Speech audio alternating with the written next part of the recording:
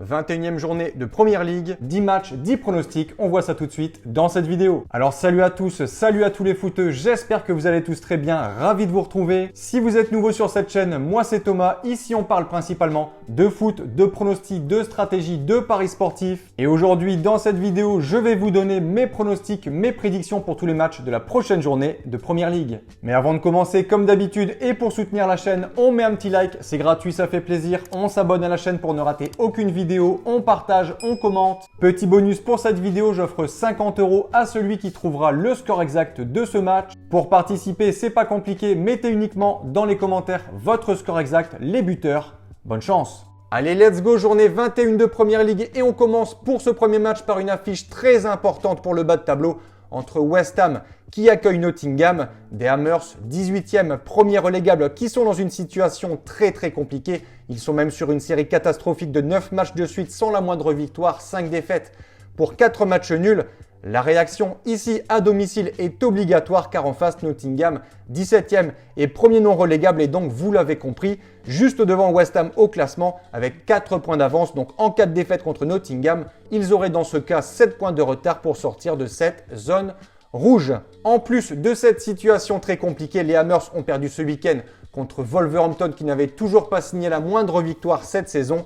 Et dernier point, ils possèdent l'une des pires attaques de Première Ligue avec seulement 21 buts marqués en 20 matchs, mais surtout la pire défense du championnat avec 41 buts encaissés. En face, Nottingham, donc je le disais, 17e, en cas de succès prendrait une belle avance sur la zone rouge, mais sur la forme, c'est pas dingue non plus, 4 défaites de suite. On a donc ici un match de la peur entre deux formations complètement dans le dur. Lors du match aller fin août, West Ham s'était imposé 3-0 à Nottingham et selon moi, les Hammers vont ici relever la tête, je les vois s'imposer 3-2.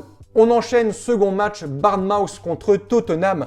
On a clairement ici, de mon point de vue, deux formations très décevantes cette saison. Je m'attendais à beaucoup mieux pour ces deux équipes qui avaient commencé la saison de manière plutôt convaincante. Les Spurs devaient faire oublier leur saison passée qui a été horrible et Bournemouth de son côté, équipe avec beaucoup d'ambition, beaucoup d'objectifs, équipe très active cet été sur le marché des transferts avec beaucoup d'arrivées, Diakité, Truffert et Likroupi, mais des deux côtés, c'est plutôt et même très décevant. Tottenham est 13e, Bournemouth 15e et surtout n'a plus gagné depuis 11 rencontres. Sur la dynamique, je donnerai plutôt un avantage à Tottenham qui surtout à l'extérieur en déplacement est la seconde meilleure équipe derrière Arsenal en Première Ligue. Je vais donc ici donner un court succès aux Spurs 2-1. Troisième match de cette journée, Brentford contre Sunderland. Deux équipes qui réalisent une bonne saison. Brentford est clairement là où je les attendais, une 7e place à domicile. C'est assez solide, très peu de défaites. Ils sortent également d'une belle victoire à Everton 4-2. Attention tout de même au secteur défensif avec déjà 28 buts encaissés. C'est clairement le point faible de cette équipe. En face, Sunderland, la superbe surprise de cette saison en Première Ligue. Une 8e place avec 16 points d'avance sur la zone de relégation. Un effectif solide, une belle motivation, une bonne défense, un peu léger sur le plan offensif. On peut le voir sur les 8 derniers matchs avec seulement 4 buts marqués. Mon point de vue pour ce match, je pense qu'un nul est cohérent, je vais dire de partout. Crystal Palace, Aston Villa, affiche très intéressante. Deux équipes qui vivent une saison totalement différente. Crystal était l'une des révélations en fin de saison qui avait très bien débuté ce nouvel exercice.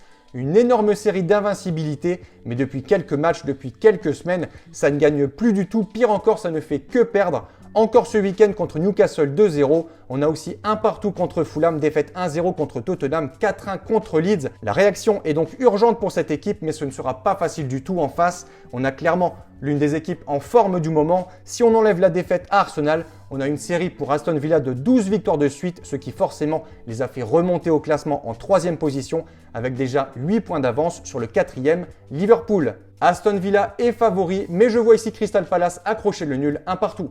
Everton, Wolverhampton, ça y est, les Loups ont enfin signé cette première victoire de la saison et franchement, elle est clairement méritée. Ça fait 2-3 matchs que je les voyais élever leur niveau de jeu. À Arsenal, où ils perdent de justesse 2-1, ensuite un bon nul à Old Trafford contre Manchester 1 partout et ici contre West Ham, une superbe victoire 3-0. La route est encore longue pour Wolverhampton qui ne compte que 6 points en 20 matchs. À eux d'y croire, Everton est clairement prenable et je vois ici un second succès des Loups 2-1. Fulham, Chelsea, un peu comme Tottenham, Manchester United ou encore Liverpool, les Blues de Chelsea sont cette saison très décevants, seulement 2 victoires au cours des 10 derniers matchs, bien loin de leur objectif. Attention car Fulham à domicile c'est plutôt bon, ils peuvent franchement battre Chelsea, mais mon point de vue, je vois ici plutôt un court succès des Blues 1-0.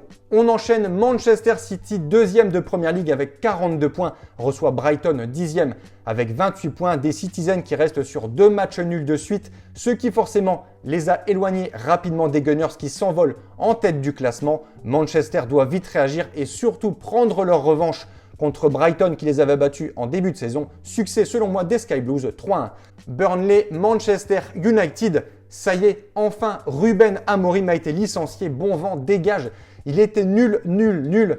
Manchester 6e avait clairement récemment l'occasion de rattraper les 3-4 premières places, mais les résultats ont été nuls. Nul contre Leeds, contre Wolves, nul contre Bournemouth, contre West Ham. Bref, Manchester doit gagner ce déplacement à Burnley, 19e au classement qui n'a plus gagné depuis 11 matchs. Allez Manchester, 2-0. Newcastle, Leeds, je vois un succès des Magpies 3-2. Et dernier match, l'affiche de cette journée en Premier League, Arsenal, leader, reçoit Liverpool 4e. 14 points séparent quand même ces deux équipes. Saison hyper solide des Gunners pendant que les Reds en face sont ultra décevants. Même s'ils n'ont plus perdu depuis 9 matchs, ça reste trop juste. Les 2 matchs nuls contre Fulham et Leeds ne sont pas à la hauteur de ce club. Mais attention, on le voit quand même régulièrement, Liverpool arrive à élever son niveau de jeu lors des gros matchs. Je pense qu'ils peuvent accrocher un match nul, un partout. Donc voilà pour mes pronostics. Et dernier point, si vous souhaitez optimiser vos paris sportifs et tenter d'être rentable sur le long terme, il faut parier sur les meilleurs bookmakers, ce qui vous permettra d'avoir des cotes plus élevées et donc d'augmenter considérablement vos bénéfices. Pour ma part, j'utilise le bookmaker PS3838, donc Pinac via le broker Asian Connect. Et dans cette vidéo, je vous explique étape par étape comment parier sur ce bookmaker. Comme d'habitude, vous avez le lien en description. Sur ce, merci d'avoir regardé, c'était Thomas, à la prochaine et bon pronostic. Ciao ciao.